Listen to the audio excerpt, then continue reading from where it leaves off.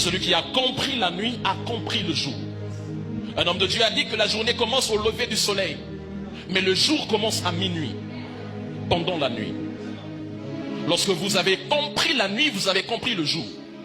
Ainsi, celui qui donne des ordres à la journée, c'est celui qui parle pendant le jour.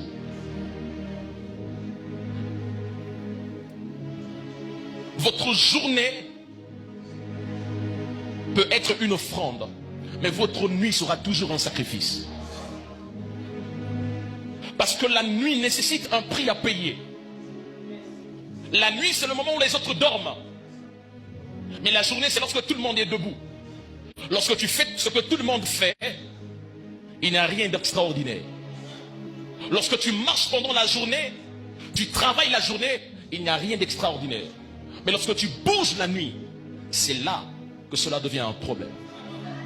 Ainsi, les grandes destinées ont toujours été enfantées pendant les nuits. La Bible dit, il y eut un soir et il y eut un matin. Et ce fut le premier jour. Le jour a été enfanté par les ténèbres. Et la Bible parlera dans le livre de Psaume, il dira que notre Dieu est environné de ténèbres. Je suis surpris de voir dans ma Bible qu'il est écrit, au milieu de la nuit, l'époux vient. Pendant que les vierges étaient en train de dormir. Parce que la nuit, c'est le jour de Dieu. Il est écrit encore dans ma Bible que Paul et Silas, au milieu de la nuit. Et quand je grandissais, on me disait que les sorciers ont aussi besoin de la nuit. Encore dans ma Bible, il est écrit que Dieu travaille le pain de ses bien-aimés pendant la nuit.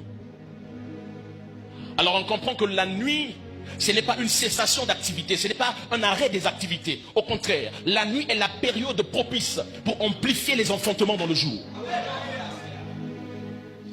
Une personne qui regrette son lit en venant dans un lieu comme celui-ci n'a pas compris le mystère de l'enfantement dans la nuit. Puisque Jésus devait enfanter les nations, devait enfanter l'église, pardon, il a fallu que sur la croix, le jour devienne nuit. Parce que la nuit, c'est le domaine de Dieu. Voilà pourquoi dans chaque vie, dans chaque destinée, dans chaque action, lorsque Dieu veut bouger avec toi, il te met dans la nuit.